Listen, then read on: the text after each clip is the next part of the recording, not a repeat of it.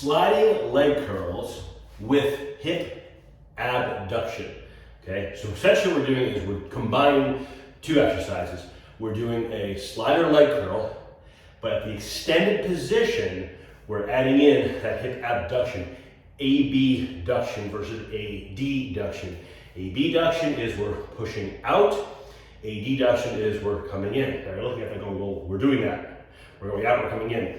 Meaning, where's the resistance? So, you will find, as you're doing this with the slider, as you try to open the legs, friction from the slider is going to provide resistance on the abduction.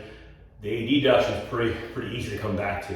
Now you can maximize the resistance and the effectiveness by actually strapping a mini band around your knees. If you have a mini resistance band, you put that around your knees so you're getting true abduction resistance on the way out, not only from the slider friction, but also from the band. And then it's gonna bring you back in, and then we do the leg curl. So let's take a look at breaking this down. Feet, you gotta dig the heels into the slider, middle of the slider, pushing down, okay? What that's gonna do is two things. One, prevent you from slipping off the slider. That can be frustrating in the middle of the set, your foot kind of falls off, or your slider gets crooked, and then bangs into the other one, and your foot falls off. So you gotta dig in. Number two, by digging in, you're actually gonna create more friction, and you're gonna create more resistance, versus just, sliding through. When you dig in, there's gonna be more friction.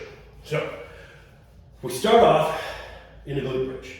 So just like any glute bridge, we're always going to be looking at what's going on with the pelvis. We want to pull the pelvis towards us, flatten the back out, and lift by digging the heels in. It's not arch the back to lift up, right? So pull the pelvis towards you, lift up, get in a good pelvic position. Now we're on top where we want to be.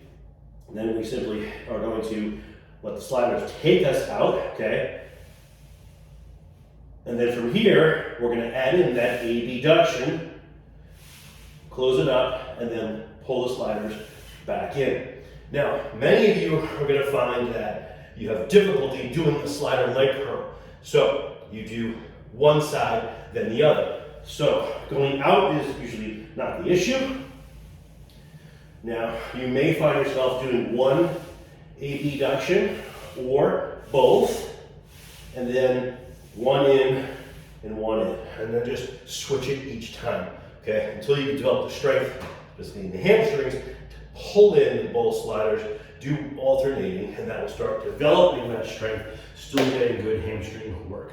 Okay, so a couple things going on there. Just pay attention to the details and get the most out of this exercise.